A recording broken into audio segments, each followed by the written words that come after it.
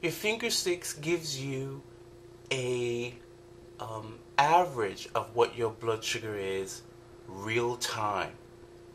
Now, your blood sugar levels doesn't necessarily indicate your A1C levels. Okay, if you spike, let's say you're doing good, your blood sugars are, let's say, around 80 and 100, and all of a sudden you eat something and you spike really high to like 230. It doesn't mean that your A1Cs is going to go up 12%, 20% just for that one spike. Your A1Cs are affected when your blood sugars are high for longer periods of time, when it starts to overcrowd. That's when the glucose starts to stick to the blood's hemoglobin.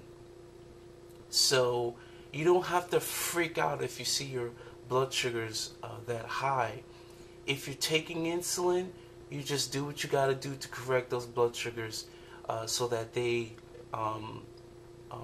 go down to the range that your doctor wants it to be.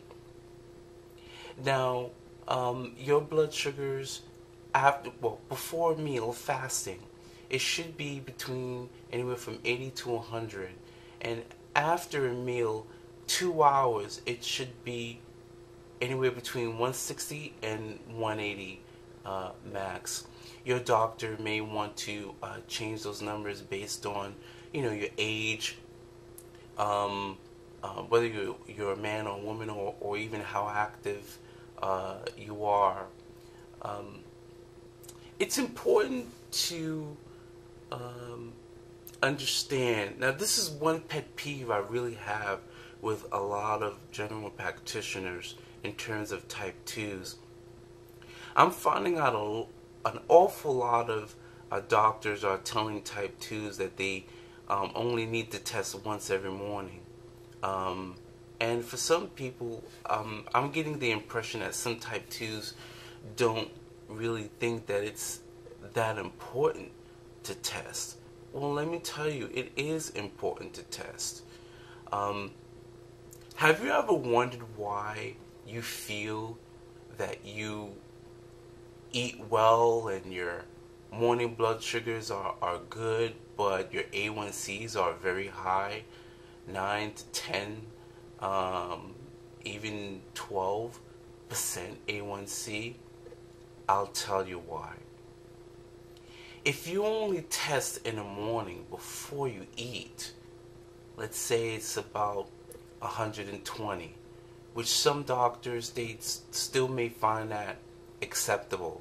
It's a little higher than what most people would prefer to have it, but for some doctors that is in range.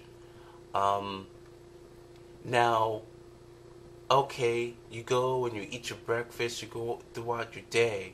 So imagine it's going from 120. When you have your breakfast, it's going to rise.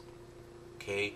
And if you've had diabetes for a long time and you're insulin resistant, guess what? Your blood sugars isn't going to go down as quickly if you're a type 2. Sometimes it doesn't go down as quickly even when you're taking medication. Everybody's different, I should say. But picture this. You're eating your breakfast, it goes up 200. And if you're insulin resistant, then what happens is your blood sugar doesn't go down as quickly, so that by the time lunchtime comes, you still may be about 150, 160, let's say. But you're hungry, you're going to eat lunch. And all this time you haven't tested your blood sugar. So your blood sugars are high, and your body never really got a rest of your high levels of blood sugar. So you eat your lunch, and it goes up again. So now your blood sugars is like 250. By the time dinner time comes, your blood sugar may be 200. You're hungry. You're going to eat dinner again. So now your blood sugar goes up to 300, and you're like wondering, why do I feel like crap? It's It's because your blood sugars are through the roof. So now, here's the thing. Let's say you finish eating dinner around 6 o'clock at night, right? 6 to 7.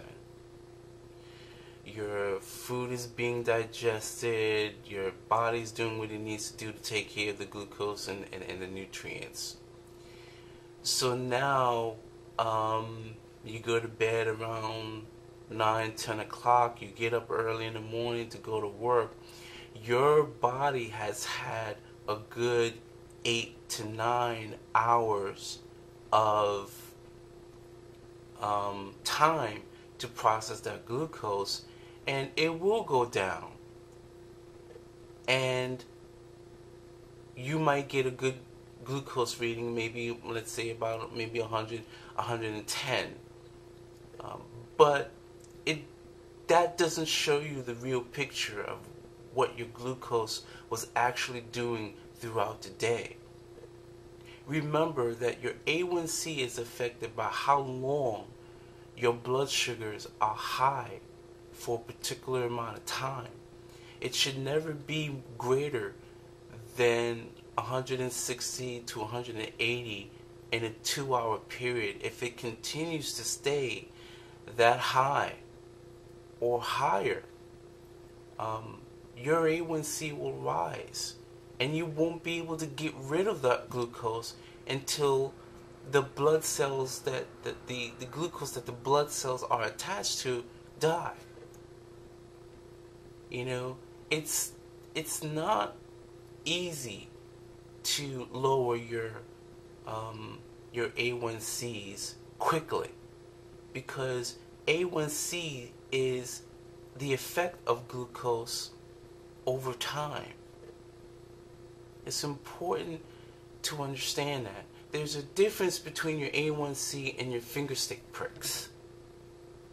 The finger stick pricks only gives you a snapshot of where your blood sugars are at, so that you have a chance to work on your blood sugars, to correct it once you see that it's high. It's very important. And for type 2, testing your blood sugar 5-6 times a day is not exclusive to type 1s. You can learn a lot about how your body works if you test more. And I know I argued with my general practitioner, which one of the reasons I discovered that I really need to see an endocrinologist is because we used to argue all the time about how many times I should test myself. I need to test myself. And I gotta tell you something, I would have never learned what I learned about food had I not tested myself. You know, I can eat one thing that'll affect me one way that won't affect another person in the same way. We are so different. And the only way that you'll know how your body works and how diabetes affects you, or how certain foods affect your diabetes, the only way you would understand that for your particular body is unless you test. You have to test. It's the only way you can gauge as to what's working for you, what foods will work for you, and what won't. And also, it's a good way of saying, well, okay, if my blood sugars is this, then you know what, by lunch, I won't have rice. I'll have lettuce instead. You know, it gives you the option to choose substitutes if your blood sugar is a little high, to help you to lower your blood sugars, to also lower your A1Cs.